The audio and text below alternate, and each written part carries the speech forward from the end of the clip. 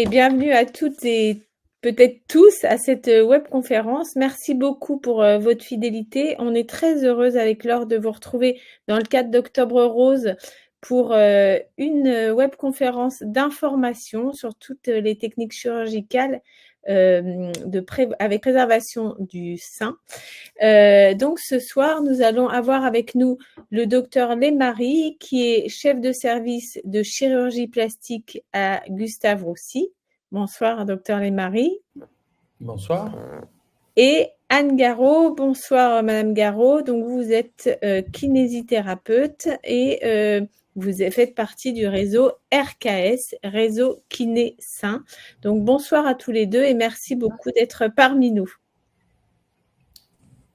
Alors, quelques petits mots d'accueil pour toutes les personnes qui se connectent de mon réseau cancer du sein et puis toutes les personnes qui se connectent tout court pour s'informer. Parce qu'en fait, on s'est rendu compte avec l'équipe de notre réseau qu'on avait beaucoup plus d'informations disponibles pour finalement les chirurgies qui vont amener à enlever le sein, donc la mastectomie, voire la double mastectomie. Et finalement, on avait peu de choses pour expliquer la majorité des situations, c'est-à-dire des femmes aujourd'hui à qui on va pouvoir proposer, malgré le diagnostic du cancer du sein, de préserver le sein. Et en fait, il y a aussi plein de situations différentes avec des traitements possibles avant la chirurgie, quelle chirurgie, comment la construire, etc. Et on a voulu donc explorer ce sujet avec le docteur Lemarie et Anne Garot, pour que vous ayez en fait toutes les informations pour vous préparer, pour aussi vous remettre de ces chirurgies qui sont quand même des traitements pas si simples. Et comme on est très nombreuses à être touchées par des cancers du sein de ce type, parfois on a un petit peu moins d'infos, un peu moins de temps pour tout assimiler. Donc on espère que cette webconférence va répondre à toutes vos questions. C'est l'occasion de vous redire que pour poser vos questions, on vous invite à les mettre dans l'onglet questions. Et on garde le chat pour échanger, partager une expérience ou voilà. Mais mettez bien vos questions dans l'onglet dédié et on fera donc une série de questions après l'intervention du docteur Lemarie sur tout ce qui est chirurgie et puis après bien sûr l'intervention de notre kiné. Voilà donc docteur Lemarie, c'est à vous.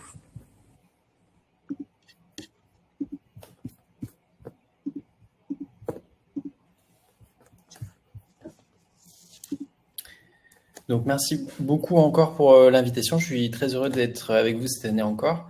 Et effectivement, la tumorectomie, c'est un sujet qui nous tient à cœur parce qu'en fait, c'est ce qui concerne la majorité des femmes qui sont touchées par le cancer du sein.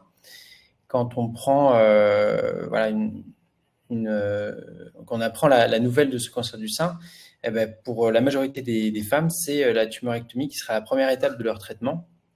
Et l'idée de cette tumorectomie, ben, c'est de retirer la lésion, faire une évaluation si besoin de l'atteinte des ganglions et d'apprécier donc la taille de lésion avant d'initier les traitements complémentaires, notamment la radiothérapie et dans certains cas les autres traitements comme la chimiothérapie ou l'immunothérapie. Donc c'est vraiment pour beaucoup de femmes la première étape de leur traitement du cancer du sein. Donc, cette tumorectomie, elle est proposée aux femmes qui ont des lésions de cancer du sein qui sont de petite taille. Et quand on décide de faire une tumorectomie, c'est toujours en association avec la radiothérapie. Il faut, en plus de retirer la lésion dans le sein avec un geste chirurgical, associer un traitement qui va traiter l'ensemble du sein pour limiter les risques d'une récidive là où était la lésion initialement ou sur l'autre, le reste du sein.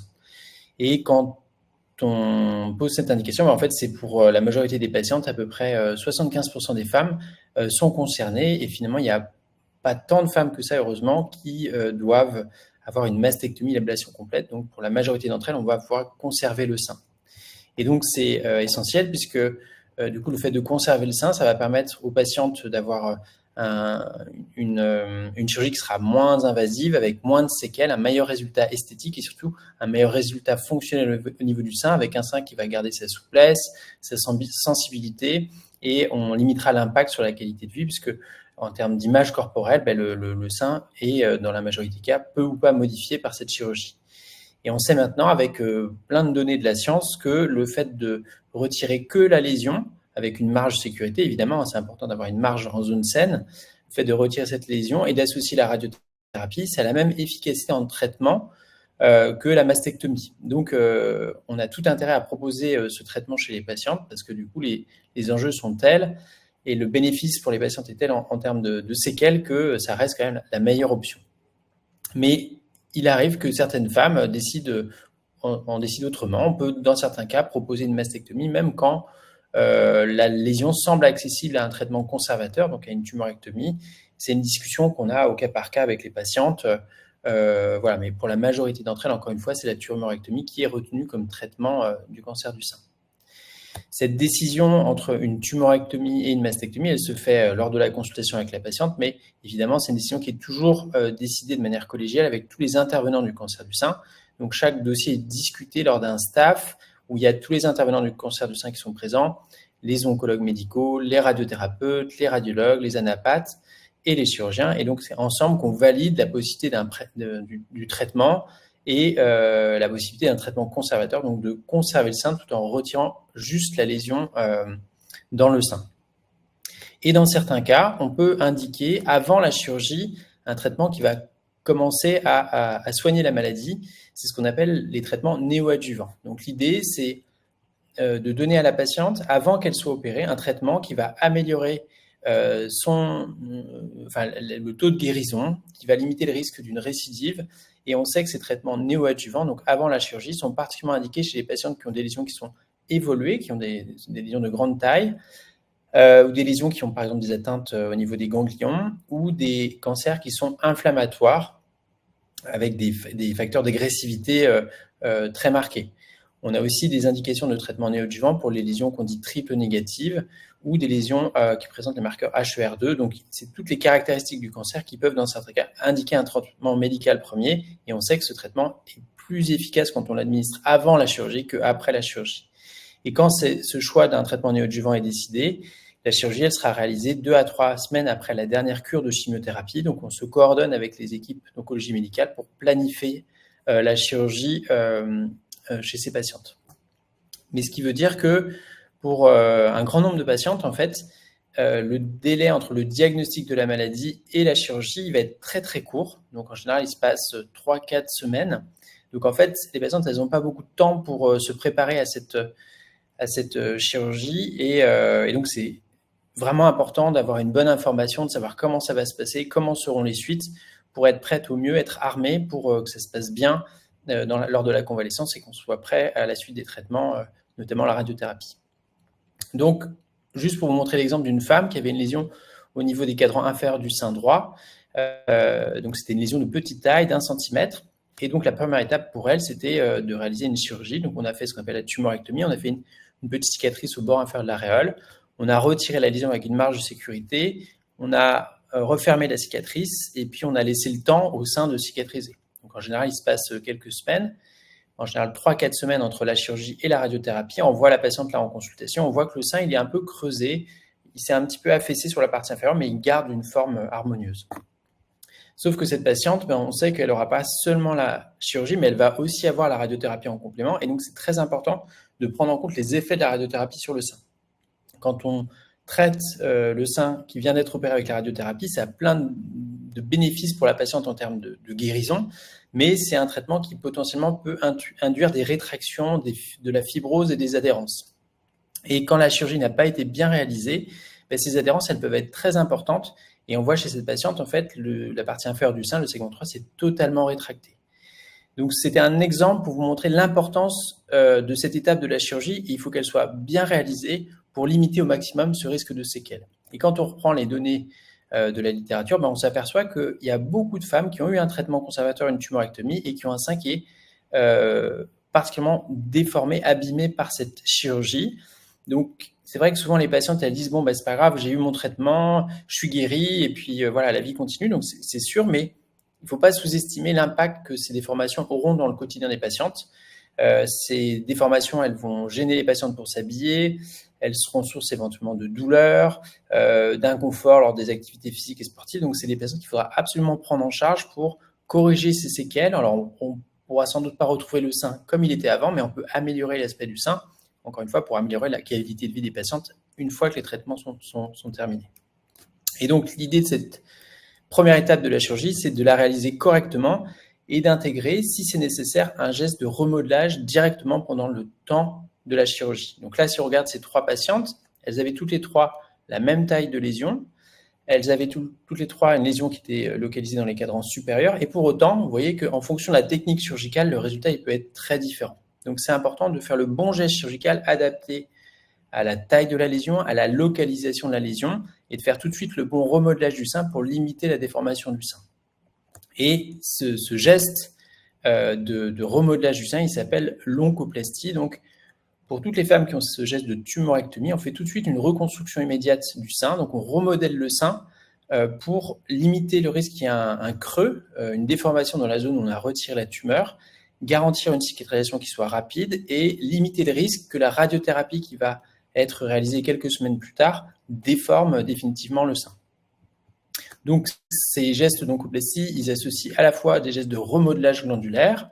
Donc, on va rapprocher les zones de glandes dans le sein pour éviter qu'il y ait un espace vide. Et puis, à la demande, on peut être amené à réduire l'enveloppe cutanée, en quelque sorte de réajuster l'enveloppe du sein au volume de glandes qui restent. Donc, on joue sur les 2 plans, à la fois le geste glandulaire et en même temps sur le geste cutané.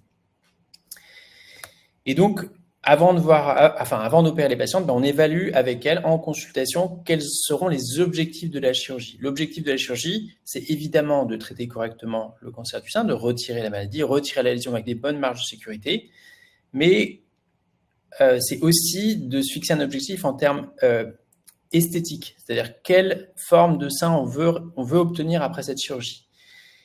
Donc, il y a des femmes qui sont demandeuses éventuellement d'une réduction du volume du sein. Et dans ces cas-là, on préfère faire cette réduction au moment de la chirurgie du cancer du sein, au moment de l'exérèse de la lésion, plutôt que de le faire après les traitements, parce qu'on sait que ces femmes, elles vont forcément recevoir de la radiothérapie. Et ce sein qui aura reçu la radiothérapie, ça va être beaucoup plus compliqué de faire une réduction mammaire. Parce que cette radiothérapie, elle va induire au niveau du sein des rétractions, des adhérences, elle va réduire la qualité de la vascularisation du sein, et du coup, la réduction mammaire sera beaucoup plus à risque après la radiothérapie. Donc, l'idée, c'est de faire tout de suite le geste adapté pour la patiente, une réduction mammaire si la patiente est demandeuse, un lifting mammaire si la patiente est demandeuse, et on va associer les deux, à la fois le geste oncologique et le geste plastique esthétique, pour tout de suite avoir le résultat que la patiente attend, et limiter le risque d'avoir à faire des retouches après, une fois que la radiothérapie aura été réalisée. Donc, quelques exemples. Donc, chez des patientes qui avaient des lésions de taille étendue, donc avec un sein qui n'était pas très fort. Donc là, chez cette patiente, on a retenu l'indication d'une mastopexie thérapeutique. Donc l'idée, c'était pas de réduire le volume du sein, c'était pas la demande de la patiente, mais pour autant, la lésion était relativement de grande taille, donc il fallait absolument réajuster l'enveloppe cutanée du sein à la glande restante. Et donc dans ce cas-là, on a choisi de réaliser une mastopexie par voie périaréolaire, donc faire une cicatrice autour de l'aréole pour faire le lifting du sein, retendre l'enveloppe cutanée du sein, pour réajuster l'enveloppe cutanée du sein à la glande restante. Un autre exemple de mastopexie thérapeutique. Donc chez une femme qui avait là une lésion qui était très proche de la peau, on avait cet impératif de retirer un fragment de peau en regard de la lésion. Donc on a de la même manière utilisé une technique d'oncoplastie pour faire ce remodelage du sein, faire un lifting du sein, réascensionner le sein, mais sans pour autant réduire significativement le volume. Donc la réduction de volume est uniquement liée à l'exérèse de la lésion. Et vous voyez, quand on fait un bon remodelage du sein, malgré la radiothérapie, le sein il garde sa forme, il garde son galbe, et on n'a pas ces rétractions qui peuvent être source d'inconfort majeur pour les patientes. Un autre exemple, donc là, vous voyez que c'est cette patiente, la lésion était de toute petite taille. Pour autant, la patiente avait une hypertrophie mammaire, donc on aurait pu éventuellement décider de faire une tumorectomie simple sans faire de remodelage de sein. Mais si la patiente avait eu cette demande après de faire une réduction mammaire, du fait de l'antécédent de radiothérapie, ça aurait été extrêmement compliqué à réaliser. Donc, on a choisi de faire d'emblée une réduction mammaire à visée thérapeutique, c'est-à-dire qu'on a profité de cette chirurgie pour à la fois retirer cette lésion mammaire avec des grandes marges de sécurité, et en plus, tout de suite, remodeler le sein pour que la silhouette corresponde plus aux attentes que la patiente avait à l'image qu'elle se faisait de sa silhouette. Donc, on a, encore une fois, combiné ces 2 gestes grâce aux techniques d'oncoplastie. La difficulté pour nous, c'est les patientes qui ont un petit volume de sein et qui n'ont pas d'excès cutané. Donc, les patientes qui ont un petit bonnet, chez ces patientes, on ne va pas pouvoir utiliser les réserves de glandes, on va dire. on ne pourra pas faire de réduction mammaire pour retirer la lésion. Et à l'inverse, on ne pourra pas non plus jouer sur une réduction de l'étui cutané, une sorte de lifting mammaire pour réajuster l'enveloppe cutanée à la glande récente, puisque de toute façon, il n'y a pas d'excès de peau au niveau de ce sein. Donc là, on est obligé de tricher en quelque sorte, puisqu'on n'a pas assez de tissu au niveau du sein. Il faut réussir à trouver une méthode de remodelage en allant chercher des tissus en dehors du sein. Et donc, on va réaliser des gestes de reconstruction en utilisant des tissus autour du sein, donc on pratique des tissus au niveau du sillon sous-mammaire, et on va prélever ces tissus en gardant leur vascularisation, donc c'est ce qu'on appelle un lambeau, c'est-à-dire qu'il va y avoir un pédicule nourricier, une artère, une veine, qui va vasculariser un petit fragment de peau et de graisse, et c'est ce fragment de tissu qui va pouvoir être transposé au niveau du sein pour combler la cavité liée à la tumorectomie, éviter qu'il y ait un espace vide au niveau du sein, garantir que les tissus puissent bien cicatriser et limiter le risque à distance que la radiothérapie entraîne une déformation du sein. Donc, c'est un moyen pour nous de reproduire en quelque sorte le sein à l'identique, puisqu'on ne réduit pas le volume, on ne réduit pas l'enveloppe cutanée, on va juste apporter des tissus qui sont prélevés en dehors du sein pour combler la cavité de la tumorectomie. Et donc, c'est indiqué, encore une fois, chez les patientes qui n'ont pas forcément un très grand excès de volume de sein, des patientes pour lesquelles on ne veut pas changer le galbe du sein, la forme du sein. Donc, chez cette patiente, on a fait ce prélèvement de tissu sur la partie latérale du thorax, c'est ce qu'on appelle le lambeau de l'ICAP. C'est l'acronyme pour ce type de lambeau local. Donc ça, c'était pour vous présenter tous les gestes qu'on réalise au niveau du sein pour retirer les lésions cancéreuses, les retirer avec une bonne marge de sécurité, tout en préservant le résultat esthétique et fonctionnel pour la patiente, et en faisant en sorte d'avoir tout de suite le bon résultat pour éviter d'avoir à réopérer les patientes après la radiothérapie. Mais pour toutes les lésions infiltrantes, donc des lésions qui sont susceptibles de donner des métastases, on réalise de manière concomitante toujours un geste au niveau des ganglions. On sait que c'est important de connaître l'atteinte ganglionnaire ou pas pour ces lésions infiltrantes parce que c'est un facteur pronostic majeur. Donc, il faut trouver un moyen d'évaluer cette atteinte ganglionnaire chez les patientes. Cette évaluation, elle se fait avec l'examen clinique, donc on peut palper les ganglions au niveau du creux axillaire. On peut faire des examens radiologiques, faire une échographie notamment pour regarder si les ganglions sont atteints.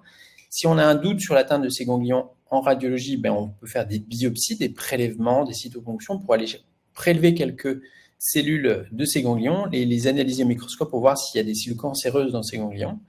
Mais jusqu'à aujourd'hui, le seul moyen d'avoir cette évaluation précise de l'atteinte ganglionnaire ou pas, ça reste la chirurgie. Donc on ne peut pas aujourd'hui évaluer l'atteinte ganglionnaire d'une patiente touchée par un cancer du sein autrement que par la chirurgie. Donc il va falloir prélever des ganglions au niveau de la région axillaire. Et donc c'est un geste qui est toujours associé à celui de la tumorectomie pour les lésions infiltrantes. Donc il y a deux stratégies. Ça peut être soit d'emblée faire un curage axillaire, c'est-à-dire retirer tous les ganglions qui drainent le sein, donc au niveau de la région axillaire. Ça, on le fait plus beaucoup, heureusement. C'est des indications qui sont aujourd'hui très limitées. En pratique, on le fait seulement chez les patients qui ont déjà maintenant, au moment du diagnostic, une atteinte ganglionnaire qui est avérée en radiologie, avec une confirmation à la biopsie qu'il y a des ganglions qui sont malades. Donc chez ces patientes, on pourra être amené à faire un curage, mais on sait que ce curage axillaire, potentiellement, il peut entraîner une morbidité chez les patientes. Des problèmes de fatigabilité, des problèmes de douleur, et dans les cas les plus extrêmes, heureusement, on n'en voit quasiment plus maintenant, mais ça peut arriver, un lymphœdème, c'est-à-dire une infiltration de la graisse du bras et un gonflement du bras dans les mois ou années qui suivent le curage. Et donc, ce curage axillaire, du fait des séquelles potentielles, va potentiellement altérer la qualité de vie des patientes. Et heureusement, on en fait de moins en moins. Pourquoi ? Parce qu'on a une autre technique pour évaluer cette atteinte ganglionnaire qu'on nomme le ganglion sentinelle. Donc, chez les patientes pour lesquelles il n'y a pas d'atteinte clinique, radiologique, préopératoire, on n'est pas tenu de retirer tous les ganglions de l'aisselle. Donc, on va faire une technique beaucoup plus sélective. On va injecter un produit au niveau de la région périaréolaire ou autour de la lésion tumorale. Donc, c'est un produit radioactif qui va migrer de la lésion vers les ganglions, qui va suivre les voies de drainage lymphatique physiologiques du sein et qui vont s'accumuler, ces particules radioactives, qui vont s'accumuler dans les premiers filtres du sein. Et donc, pendant la chirurgie, on va utiliser une sonde qu'on va positionner au niveau des ganglions. Et cette sonde, elle va sonner quand elle sera en regard des ganglions qui ont capté le produit radioactif. Et grâce à cette technique, on va pouvoir faire une chirurgie très, très sélective des ganglions du sein et prélever les 2, 3 premiers relais ganglionnaires pour préserver le reste des ganglions de la chaîne axillaire et donc limiter énormément les séquelles pour les patients. Ça veut dire peu ou pas de douleur à moyen ou long terme et peu ou pas de risque, heureusement, de développer un lymphœdème. Donc ça a changé complètement la donne sur les suites de ces chirurgies ganglionnaires axillaires. Et heureusement, on le fait chez la majorité des patientes aujourd'hui. Donc c'est devenu la technique standard d'évaluation de l'atteinte ou pas des ganglions du creux axillaire. Un autre élément important dans cette chirurgie du cancer du sein, c'est de réussir à faire une chirurgie la plus sélective possible. C'est-à-dire, l'idée, c'est de retirer que les tissus malades, avec évidemment une marge de sécurité tout autour, mais d'éviter de faire des exercices trop larges, parce qu'on sait que plus on retire de tissu au niveau du sein, plus il y a un risque de développer des séquelles, des déformations du sein, voire des douleurs. Donc, l'idée, c'est d'aller faire une chirurgie la plus sélective possible, et pour ça, on va repérer les lésions.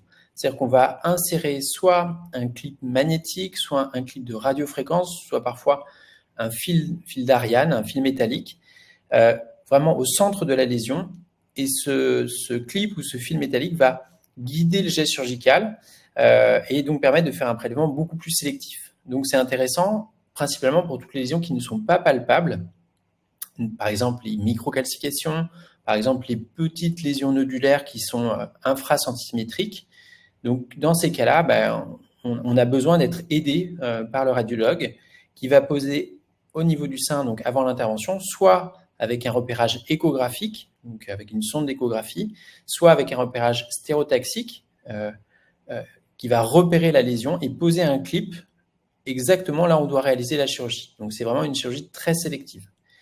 Ce clip, il est de différents types. Le plus souvent maintenant, on utilise des clips magnétiques. Et donc, pendant la chirurgie, on va utiliser une autre sonde, différente de celle du ganglion central, donc une sonde qui va repérer le signal magnétique. Et on va poser cette sonde sur le sein et la machine va nous indiquer une distance en millimètres entre l'extrémité de la sonde et le clip qui a été posé. Donc, si le clip a été bien positionné au niveau de la lésion, on peut faire une chirurgie vraiment hyper sélective et on a cette sorte de GPS là, qui va nous guider pour vraiment prélever que les tissus qui sont malades et rien d'autre. Donc, c'est un bénéfice énorme en termes de qualité de chirurgie. Et l'intérêt aussi de ces clips de repérage, c'est qu'en fait, ils peuvent être posés plusieurs jours, voire plusieurs semaines avant le geste chirurgical. Donc, on n'a plus à imposer aux patientes d'avoir ce système de repérage le matin de l'intervention ou la veille, qu'elles repartent chez elles avec le fil en métal qui sort du sein. Donc, ça a permis aussi d'améliorer beaucoup le parcours des patientes et de poser ce clip plusieurs semaines avant la chirurgie. Donc, ça aide beaucoup aussi sur l'organisation des soins pour les patientes. Et c'est devenu maintenant, en quelque sorte, une technique de référence. C'est exceptionnel maintenant d'utiliser des fils métalliques pour repérer les lésions au niveau du sein. Donc, une fois que la chirurgie est réalisée, que ce soit seulement au niveau du sein ou au niveau des ganglions aussi, si jamais c'est une lésion infiltrante, les patientes, elles vont rentrer à la maison et le plus souvent, elles rentrent le soir même de l'intervention. La grande majorité des femmes qui ont une tumorectomie ont une prise en charge chirurgicale en ambulatoire. Donc, elles rentrent le soir à la maison. Elles ont tout ce qu'il faut comme ordonnance de soins infirmiers, de matériel de pansement dentalgique. Donc, le relais est pris par les équipes en ville pour faire les pansements.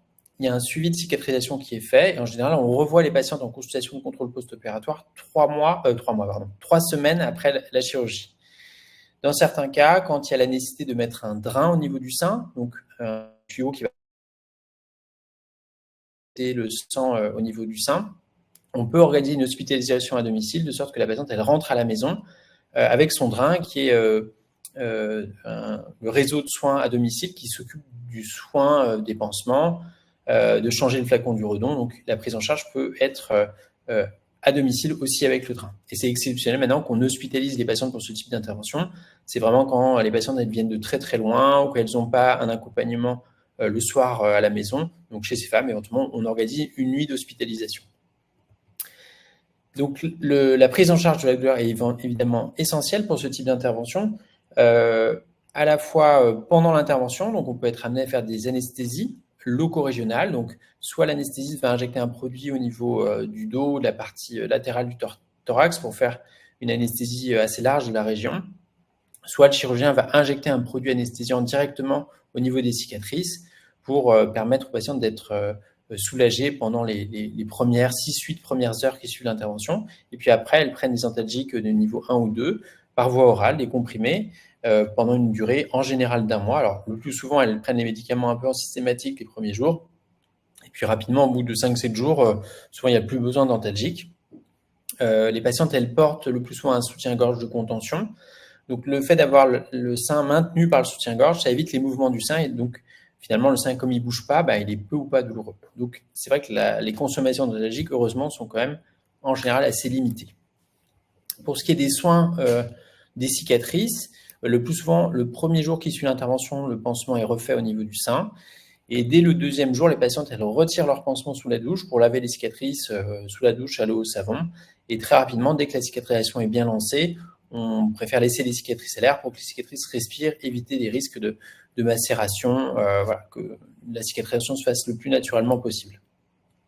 Et dans cette phase de cicatrisation, un élément essentiel, je pense qu'on aura l'occasion d'en parler après, c'est l'accompagnement par les équipes de kinésithérapie. Donc l'idée, c'est en quelque sorte, guider la cicatrisation et aider la patiente à surtout ne pas développer des adhérences, avoir une limitation sur les amplitudes de mouvement du bras et de l'épaule.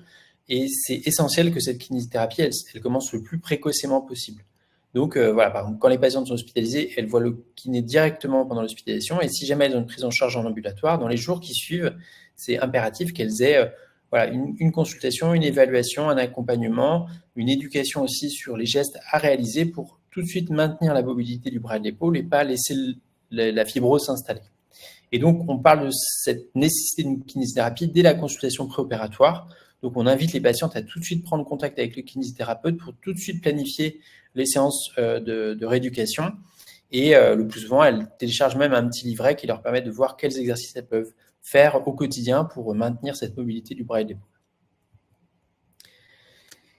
Une fois que la chirurgie est réalisée, on attend donc l'analyse au microscope de la lésion qui a été retirée au niveau du sein, des ganglions éventuellement qui ont été prélevés, et c'est en fonction de ces éléments qu'on va valider la suite des traitements.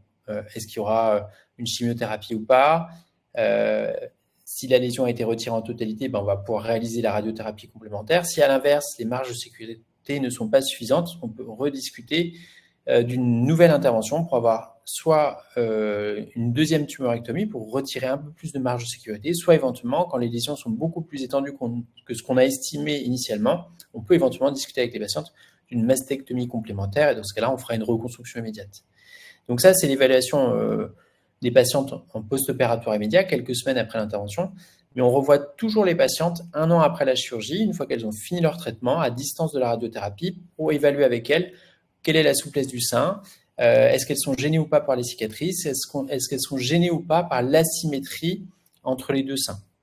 Et quand on creuse un peu, quand on questionne les patientes, il arrive parfois que elles nous signalent un inconfort, une gêne, et l'idée c'est de proposer aux patientes qui sont demandeuses un geste de reconstruction pour les aider à retrouver un confort au quotidien et améliorer la qualité de vie.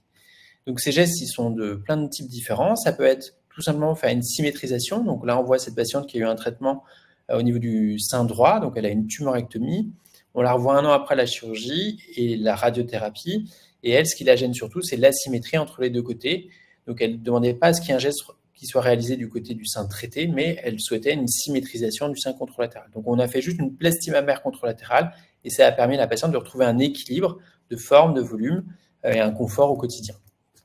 Dans certains cas, on en a parlé tout au début de la présentation, les déformations peuvent être beaucoup plus importantes, mais il y a toujours des corrections qui sont possibles. Et chez ces patientes, en l'occurrence, on a choisi de réaliser plusieurs séances de lipofilling, donc d'injecter de la graisse, la propre graisse de la patiente.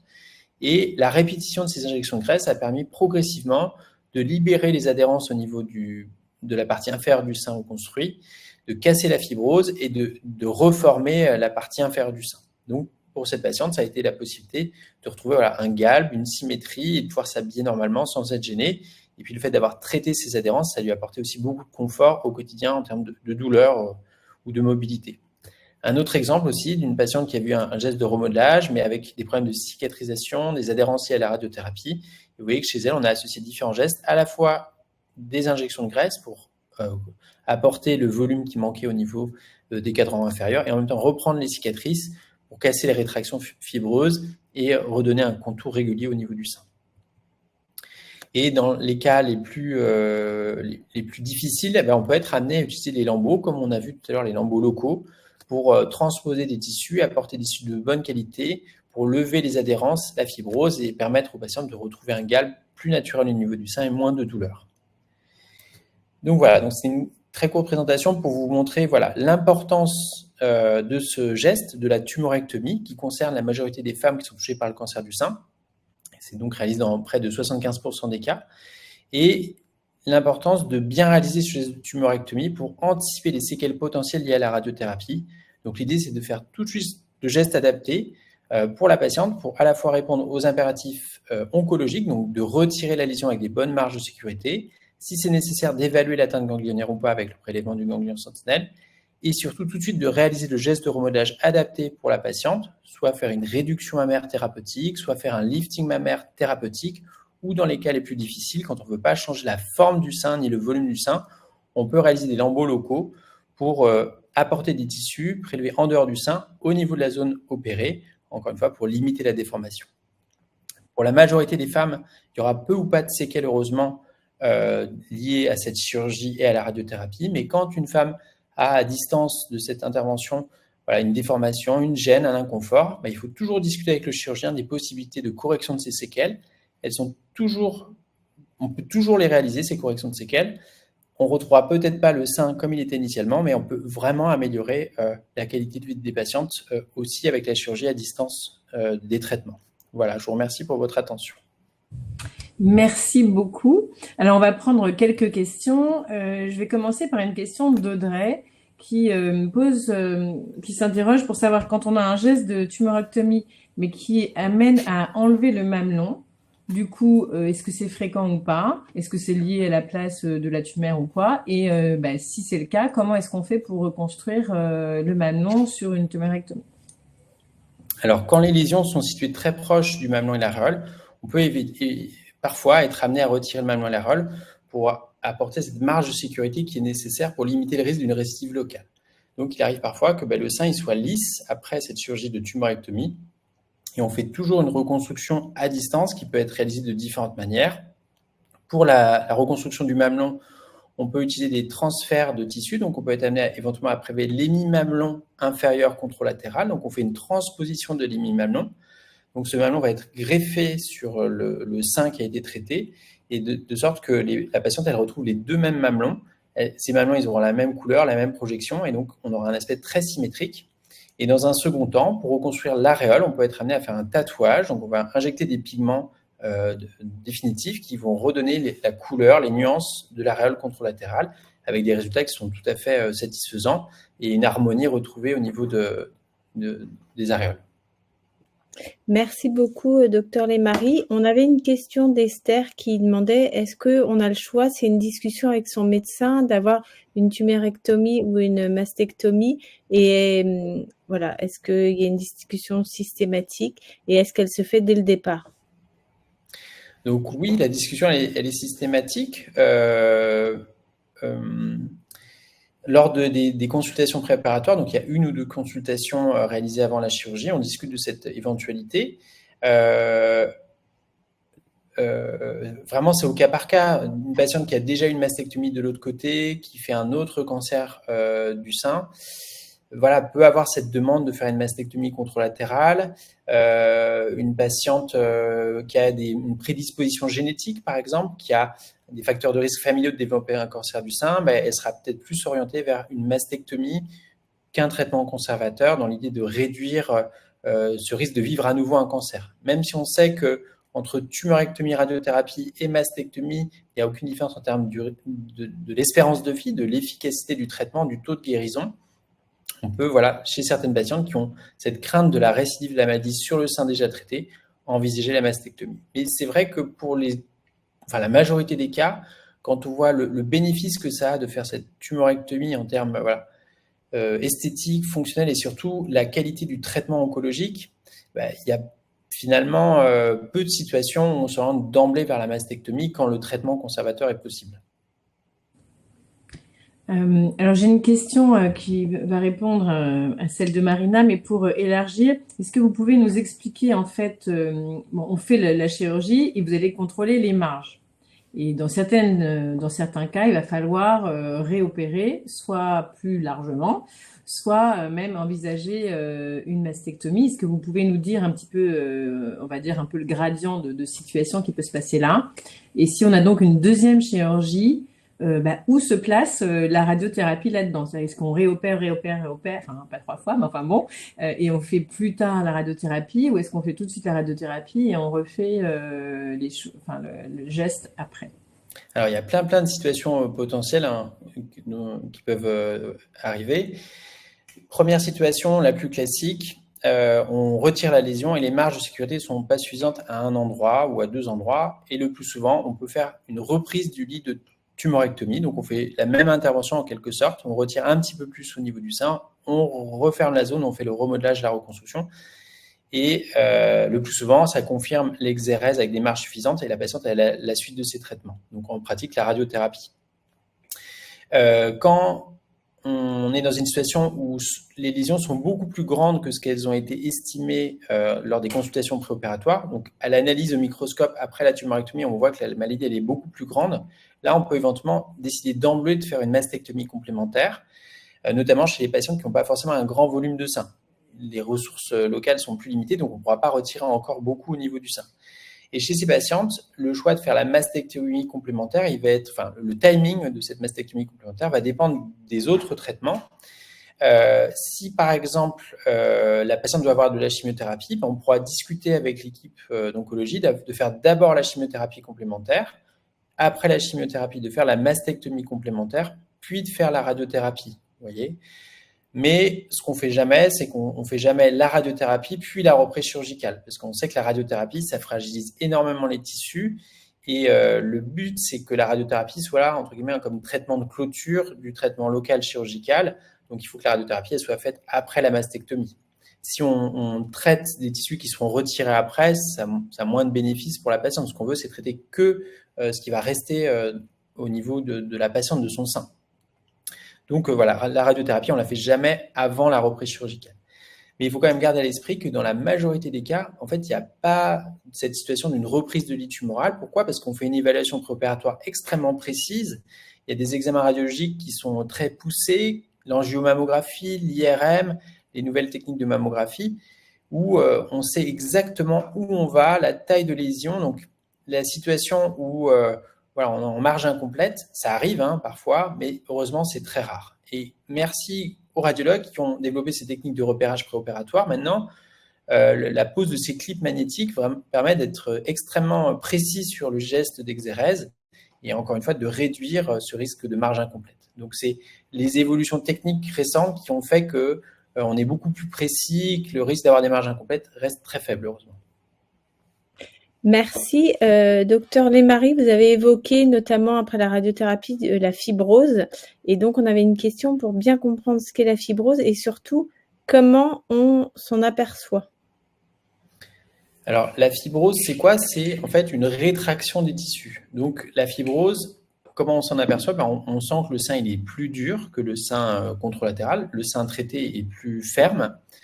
Et en regard de la cicatrice, donc au niveau de l'aréole, au niveau du sillon sous-mammaire, en fait, les tissus sont complètement fixés. Donc, à la palpation, on voit qu'il n'y a aucune mobilité. Donc, on a un sein qui est rigide, qui perd de sa mobilité.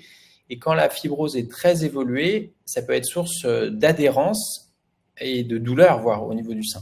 Donc, c'est comme ça qu'on voit la fibrose.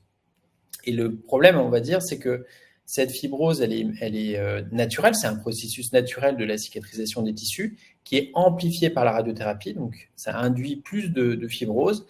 Et il y a une sensibilité qui est variable pour les patientes à la radiothérapie. Il y a des patientes qui vont développer plus d'adhérence et d'autres moins d'adhérence. Et le problème, c'est qu'on n'a pas d'outils aujourd'hui pour anticiper quelle sera la réponse du corps de la patiente à la radiothérapie.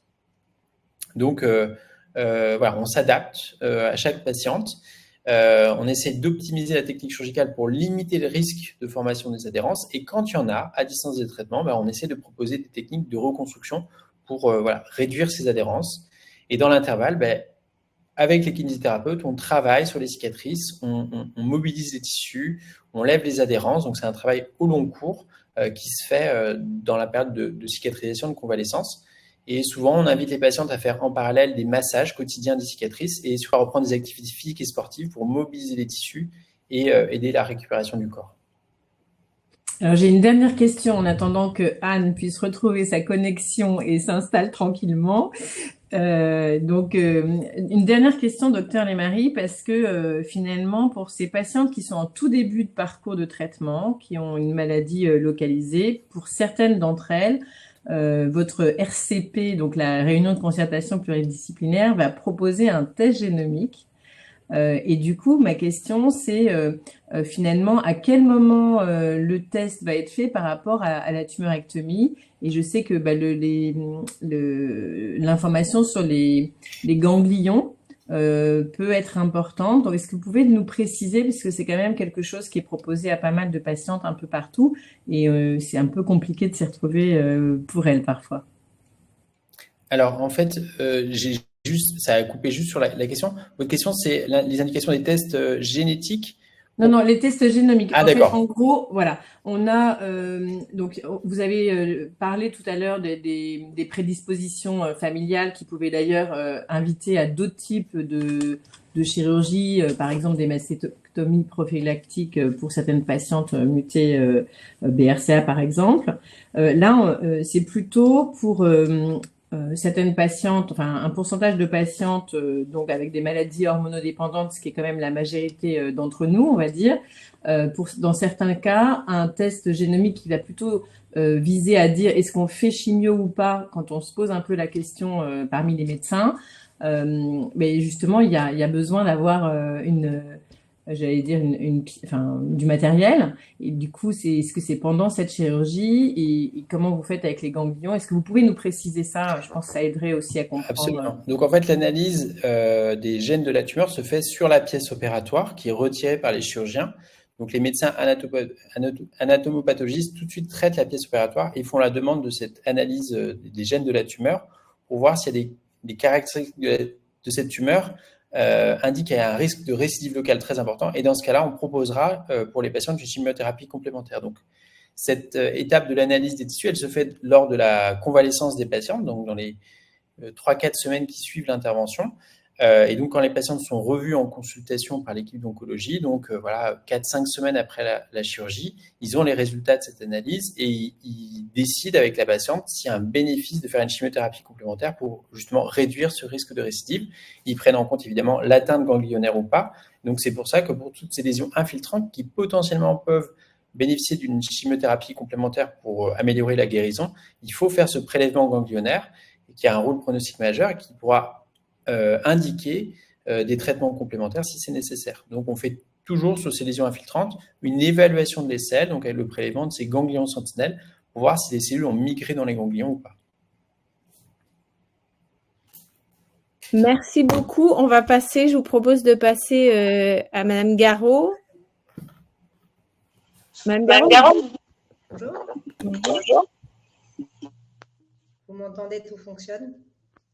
Bonjour. Alors, j'ai effectivement eu un gros problème de connexion. Donc là, je suis sur mon téléphone portable. Là, je me suis mis en chargeur. J'espère que ça va fonctionner. Sinon, j'ai encore un autre ordinateur, mais qu'on n'a pas testé. Donc, on va essayer sur le téléphone. Voilà. Sinon, je me reconnecterai. Vous inquiétez pas. Alors, je ne sais pas si je peux avoir accès à mes slides. Parfait. Donc, tout d'abord, excusez-moi pour ce petit contretemps. Merci beaucoup à mon réseau Cancer du sein de m'avoir invité à participer à cette webconférence. Je suis ravie. Donc, je vais vous parler de l'apport de la kinésithérapie lors d'une tumorectomie. Alors, dans un premier temps, je vais vous parler donc en 2 étapes. Pourquoi un kiné pendant la tumorectomie? On peut se poser la question de pourquoi, quand et quel kinésithérapeute choisir. Et ensuite, j'enchaînerai sur les points forts de ce qu'amène le kiné lors de ce type d'intervention, donc en post-opératoire immédiat et puis un petit peu plus à long terme. Alors, pourquoi la kinésithérapie? Alors, on peut se poser la question, effectivement, parce que on peut penser que c'est juste une opération de la glande.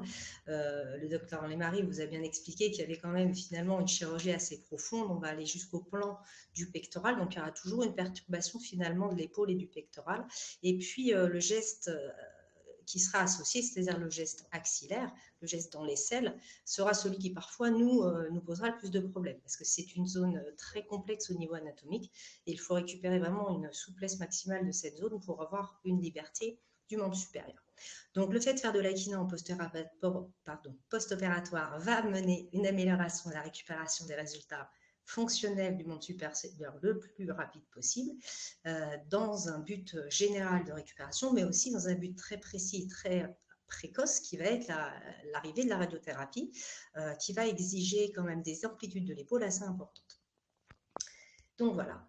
Ensuite, on peut se poser la question de quand la kinésithérapie. Alors, nous, on aimerait bien pouvoir voir les patientes avant leur intervention. Ça existe, c'est un bilan préopératoire. On a malheureusement rarement la possibilité de le faire. D'une part parce que ce n'est pas forcément prescrit, d'autre part parce que les patientes sont dans un rythme assez frénétique de consultation et voilà, avant leur chirurgie, donc elles n'ont pas forcément le temps d'aller voir le kiné. Donc la plupart du temps, on les voit après l'opération. Et ce qui est bien, c'est qu'on peut arriver à les voir assez rapidement, c'est-à-dire à peu près dans la semaine, entre 4 et 7 jours après l'intervention, idéalement. Ça a longtemps été prescrit à 3 semaines, 1 mois, et finalement, beaucoup d'études ont permis de prouver que c'était bien plus intéressant de commencer plus tôt et qu'on avait des meilleures récupérations fonctionnelles. Ensuite, quel kinésithérapeute aller voir ? Alors là, c'est un vrai sujet parce que si, par exemple, si on prend des kinés de ma génération, on n'a pas eu du tout de cours de scénologie dans la formation initiale. Alors, c'est un petit peu différent aujourd'hui.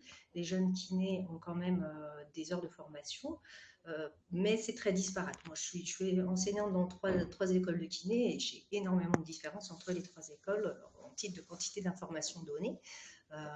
En moyenne, il y a une étude qui a été faite par une kiné du RKS, justement, Cécile Kahn, qui a montré qu'en gros, ils avaient 5 ou 6 heures d'apprentissage sur le cancer du sein, ce qui est très bien, beaucoup mieux que rien du tout, mais ce n'est pas suffisant pour être compétent dans le domaine.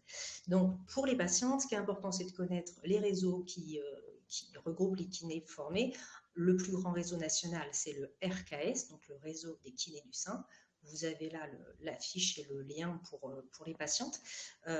Voilà, les patientes se mettent sur ce site, elles cherchent, et puis en fait, elles s'inscrivent, et puis on va leur donner le kiné formé le plus près de chez elles.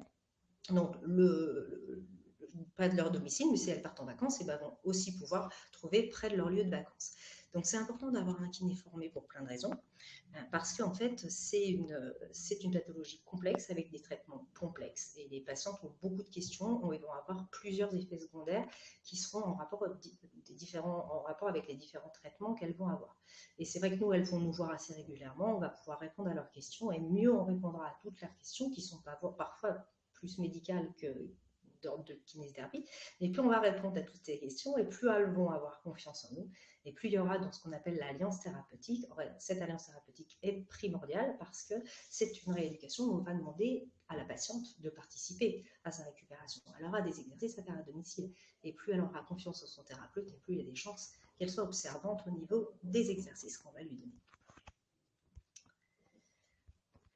Alors, si on a la chance d'avoir la patiente avant son opération, on va lui expliquer des petites choses, comment respirer, travailler sa respiration, parce que la respiration c'est primordial, on s'en servira avant toute la rééducation.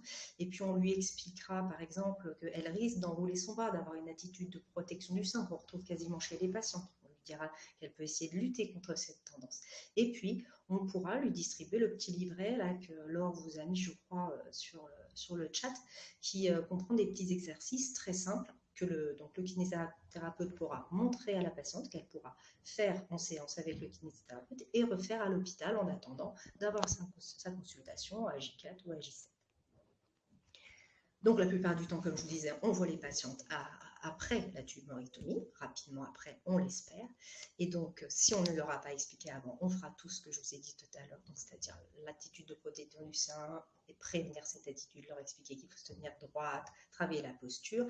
Et puis, il y a toute cette phase entre, on va dire, le début de l'intervention et 3 semaines à mois, où on va être dans un jeu du chat et la souris entre les pôles, les déficits des mouvements qui sont ne pas s'enraidir et ne pas en faire trop non plus. Donc, il va falloir que la patiente comprenne l'enjeu de cette période qui est il faut absolument bouger son bras dans des amplitudes maximales, mais sans tirer sur la cicatrice, sans être dans la douleur, sans créer des écoulements de lymphe excessifs, parce qu'il y a aussi un autre rôle de la kinésithérapie. Bien sûr, il faut qu'on cherche le mouvement, il ne faut pas qu'on soit délétère. Et puis, le deuxième rôle, c'est que parfois, il y a des petits accidents post-opératoires qui sont classiques, habituels et pas graves, mais qui sont gênants pour la patiente. C'est la lymphocèle et les thromboses lymphatiques superficielles. La lymphocèle étant un écoulement de lymphe dans une poche, dans un espace vide créé par la chirurgie.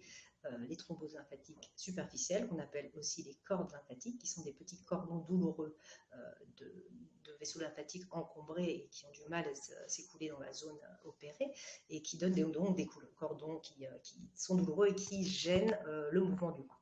Donc sur ces deux choses-là, la kinésithérapie est efficace. Il ne faut pas hésiter à venir consulter le kiné quand on a ce genre de choses. Ensuite, après la tumorectomie, évidemment, alors après, quand je dis après, post-opératoire plus tardif, donc on va dire à peu près un mois après, une fois que la cicatrice est fermée, on aura peut-être un travail à faire sur plutôt les cicatrices, parce qu'il y a, comme vous disait le docteur Lamarie, il y a le geste cutané et le geste glandulaire. Donc déjà, on a ces deux cicatrices, cette cicatrice interne et externe à travailler, que la personne soit confortable et puis qu'il y ait une cicatrice esthétique et fonctionnelle. Et souvent la cicatrice axillaire qui doit être le plus libre possible, comme je vous l'ai expliqué tout à l'heure. Ensuite, il y aura l'objectif de rendre à la patiente un bras fonctionnel dans tous ses sens, c'est-à-dire un bras souple, bien entendu, un bras fort, un bras en lequel elle a confiance.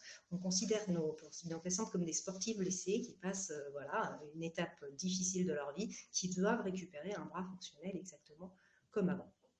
Et puis, après la chirurgie, il y aura peut-être, très certainement, de la radiothérapie, peut-être de la chimiothérapie, peut-être de l'hormonothérapie.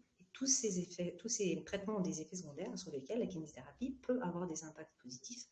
Évidemment, on ne sera pas tout seul, c'est un travail multidisciplinaire, mais sur les parties où on va pouvoir aider les patientes, ce sera tout au cours du traitement, on va pouvoir les aider, les orienter et puis leur donner les exercices qui vont bien, parce que en filigrane de notre prise en charge, du début jusqu'à la fin, on a l'idée de faire de l'activité physique à nos patientes pendant les traitements et bien sûr après les traitements, parce qu'on ne dira pas assez combien l'activité physique est nécessaire et indispensable à nos patientes. Je vous ai fait un petit résumé de tous les effets, et c'est non exhaustif, bénéfices de l'activité physique sur les patientes opérées d'un cancer du sein. C'est vraiment édifiant, il faut absolument les mettre et les motiver à faire du sport. Je finirai donc par une petite citation du professeur Cormier, qui est chercheur en Australie, qui dit « Si les effets de l'exercice pouvaient être encapsulée dans une pilule, celle-ci serait prescrite à tous les patients atteints de cancer dans le monde entier et considérée comme une avancée majeure dans le traitement du cancer. Si nous avions une pilule appelée exercice, elle serait exigée par les patients atteints de cancer, prescrite par tous les cancérologues et subventionnée par le gouvernement. » Voilà, donc à nous kinésithérapeutes de mettre nos patientes en état physique et psychologique, d'aller retourner faire du sport ou de l'activité physique si ce n'est pas du sport parce qu'elles n'aiment pas ça. C'est notre rôle de les mettre en état et de les motiver à le faire. Voilà, je vous remercie de m'avoir écouté et je suis à disposition si vous avez des questions. Merci. Oula, je pense qu'il faut que tu coupes ton son. Voilà, on va faire un tour de rôle, je crois. Il ne faut pas qu'on ouvre nos micros tous ensemble. Il y a une interférence qui se crée. Merci beaucoup pour ces slides aussi très clairs et très précises. Et du coup, ça m'amène à poser une question proposée par Corinne. Finalement, est-ce que quand on est dans un parcours de cancer du sein avec une chirurgie de tumorectomie, est-ce que toutes les patientes se voient proposer une ordonnance de kiné, puisqu'on est obligé d'avoir une ordonnance pour aller voir la kiné? On est bien d'accord, docteur Lemaille? La question, c'est est-ce qu'il y a besoin d'une ordonnance pour aller au kiné? Oui, mais surtout, est-ce que toutes les patientes ont une prescription de kiné pour une tumorectomie du sein? Alors, malheureusement, non. Vous m'entendez? Donc oui, non, malheureusement, elles n'ont pas toute cette ordonnance. À Gustave aussi, on essaie de le donner à toutes les patientes dès la consultation préopératoire. Donc on les invite à tout de suite réserver les séances de kinésithérapie pour pas perdre de temps, pas avoir un délai trop long entre la chirurgie et les premières séances de kiné.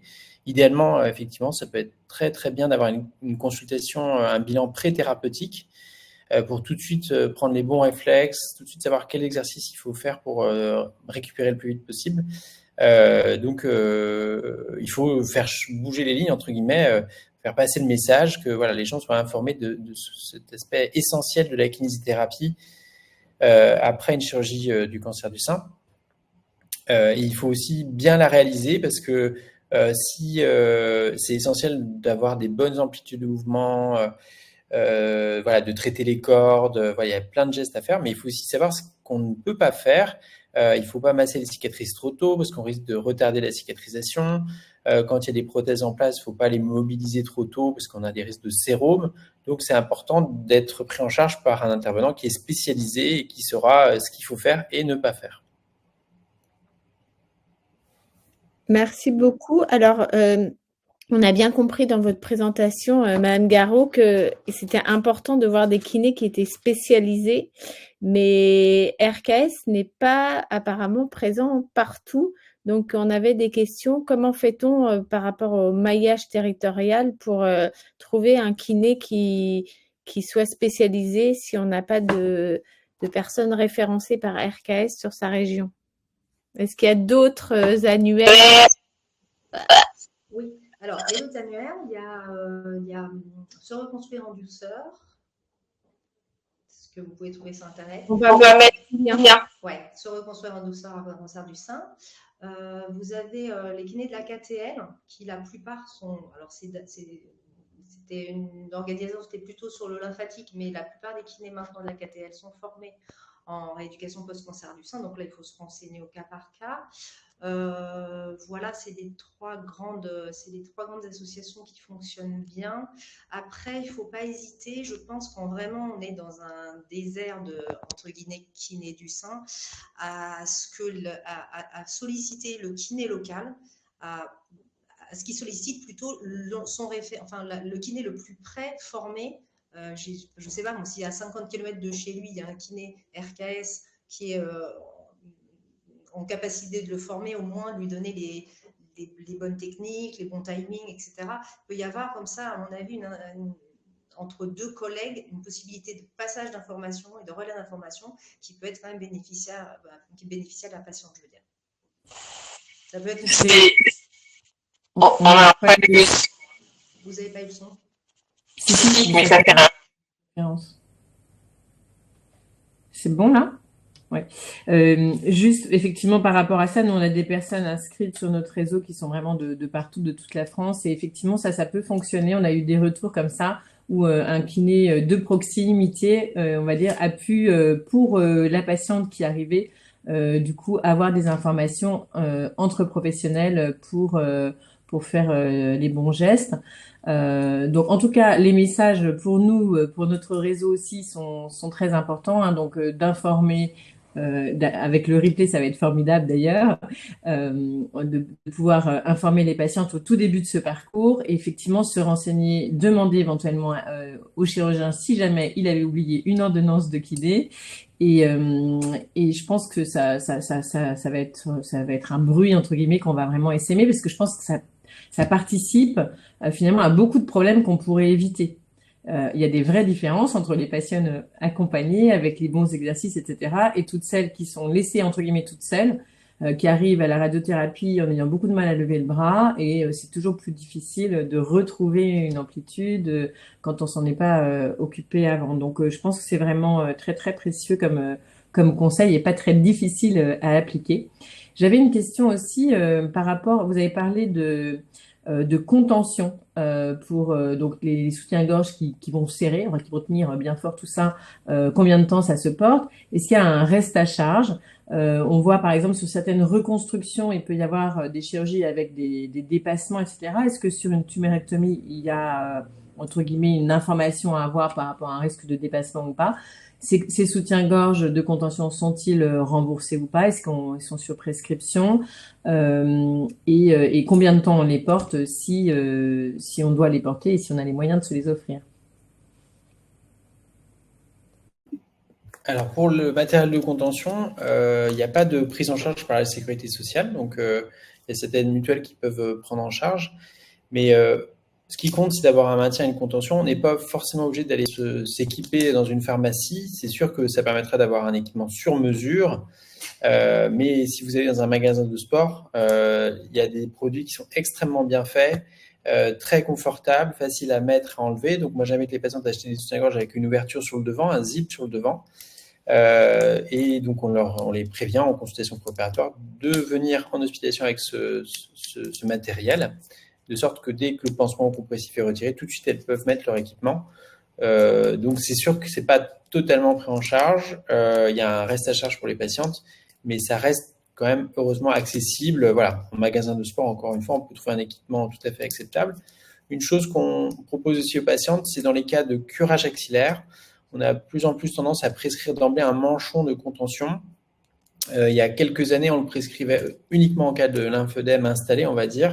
Et il y a une ou plusieurs publications qui ont montré qu'il y avait peut-être un bénéfice à l'utiliser en préventif. Donc maintenant, quand on pose une indication de curage, on demande aux patientes de porter ce manchon de contention quelques mois après l'intervention pour limiter de développer un lymphœdème secondaire, ce qu'on faisait peut-être pas assez avant. Donc voilà, la contention, c'est un élément important. Ça aide à la cicatrisation, ça immobilise les tissus, donc ça limite les douleurs. Donc ça fait partie des choses importantes pour le post-opératoire. Merci beaucoup pour cette réponse. Je rappelle à nos auditrices que nous avions fait une webconférence sur le lymphœdème au mois de juin-juillet, que le replay est en ligne. Cependant, on a encore des questions. Donc, docteur Lemarie ou Madame Garot, on a une femme qui nous dit qu'elle a un lymphœdème au niveau du sein et pas du bras. Et donc, est-ce qu'il y a d'autres solutions à part la kiné? Parce qu'il semble qu'elle fasse de la kiné depuis un petit moment et que c'était pas... Voilà, ça perdure. Alors pour le lymphœdème, c'est vrai que c'est rare que ce soit résistant, heureusement, à la kinésithérapie, le lymphœdème du sein. Quand il y a une résistance à la kinésithérapie, quand il n'y a pas d'amélioration avec la kiné, c'est important que la patiente revoie son chirurgien ou sa chirurgienne pour qu'il y ait une évaluation locale, voir s'il n'y a pas un problème local avec voilà, des adhérences, comme on a vu, un sérome, voilà, un problème local qui pourrait perturber la cicatrisation du sein et discuter éventuellement d'une réintervention pour libérer les adhérences, faire un lambeau, apporter des tissus bien vascularisés, éventuellement faire du lipofilling. Bref, il y a différentes stratégies qui peuvent être appliquées, mais ça dépendra du bilan en consultation, du bilan chirurgical. Il y a quelques équipes qui ont développé la chirurgie des lymphatiques, donc une chirurgie qui vise à améliorer ce réseau lymphatique à distance de l'installation de lymphodème. C'est des chirurgies qui sont plus fréquemment réalisées et pour lesquelles on n'a pas encore beaucoup de données quant à un bénéfice très important pour les patients. Donc, il y a des équipes qui ont des très bons résultats, mais ce n'est pas encore une chirurgie qui est très diffusée en France notamment. Donc la chirurgie lymphatique reste quand même très marginale. Anne, est-ce que vous avez un complément sur le je dirais, le drainage? Oui, alors éventuellement, je ne sais pas comment travaille la personne qui s'occupe, la kiné qui s'occupe de cette personne. Nous, on a des bons résultats. Alors justement, parfois, alors en plus bien sûr des techniques qu'on utilise, on peut utiliser du drainage, on peut utiliser du tape, on peut utiliser des tissus mobilisateurs qu'on met dans la brassière ou dans le soutien-gorge qui peuvent être vraiment aidés. Et puis, il y a aussi des gammes, alors là c'est pareil, c'est une question un petit peu malheureusement de moyens, mais il y a des gammes de soutien-gorge qui sont drainants en fait pour le sein, c'est-à-dire qu'ils sont dans la structure même du soutien-gorge, il y a des choses qui font acheminer la lymphe et de faire trouver son chemin à la lymphe de façon à faire dégonfler le sein. Ça permet d'aider en dehors des séances de kiné, de faire du drainage naturel. Voilà, donc il y a ces choses-là qu'on peut proposer à ces patients. Merci beaucoup. Du coup, je vais prendre peut-être une dernière question qui correspond d'ailleurs à un vrai sujet. Il faudra peut-être qu'on envisage une webconférence dédiée. Quid de l'intérêt d'une cure thermale après une tumorectomie, après après peut-être l'ensemble des traitements, c'est-à-dire après même la radiothérapie. Est-ce que c'est quelque chose que vous conseillez? Est-ce que vous en voyez les bénéfices pour vos patientes? Alors oui, je pense qu'il peut y avoir un vrai bénéfice pour les patientes. Le plus souvent, cette cure, elle est réalisée vraiment à distance de la fin des traitements. Donc, ça peut être intéressant de la réaliser 1 an après la fin des traitements pour que du coup, au niveau des cicatrices, ce soit un peu stabilisé, qu'on ait un peu de recul par rapport aux effets de la radiothérapie. Voilà, mais s'il y a des patients qui ont un accès à ces cures plus tôt, pourquoi pas. Si leur état général le permet, pourquoi pas. Puis l'aspect aussi intéressant de ces cures, c'est que les patientes, elles reprennent contact avec des spécialistes, elles voient des kinés, elles voient des coachs sportifs, elles voient des nutritionnistes, et donc du coup, c'est une prise en charge globale, et c'est souvent ça qui permet d'apporter un plus aux patientes, c'est de reprendre une prise en charge globale après le cancer. Merci beaucoup. Alors, on a dépassé un peu notre temps, donc on va s'arrêter là. Merci, Docteur Lemarie. Merci, Madame Garot. Vous aurez le replay dans quelques jours, voilà. Et en attendant, vous allez recevoir un questionnaire. Donc, si vous pouvez le remplir, c'est super. Comme ça nous donne plein d'idées pour les prochaines webconférences pour savoir identifier vos besoins. Et on se retrouve le 15 octobre pour une webconférence sur les cancers du sein lobulaire. Donc voilà, le lien va être mis également dans le chat. Un immense merci à vous pour vos explications tous les deux très claires. Et à très bientôt à toutes et peut-être à tous. Merci beaucoup, à bientôt. Merci, au revoir.